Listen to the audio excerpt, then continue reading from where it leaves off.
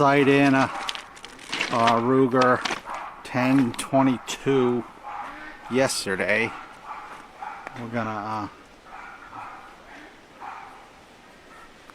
help the Bobcat along, but he's very used to us, and he has no problem with wandering around out here. Every once in a while you'll see him, he pops out.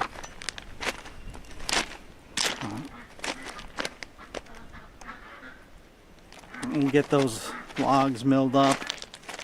We'll finish the utility room. We'll close in some more of the barn, and let's back up on the timber frame build up above. Just remember, if you're not having your best day, you can look for something that's positive. There's always something positive, and God bless.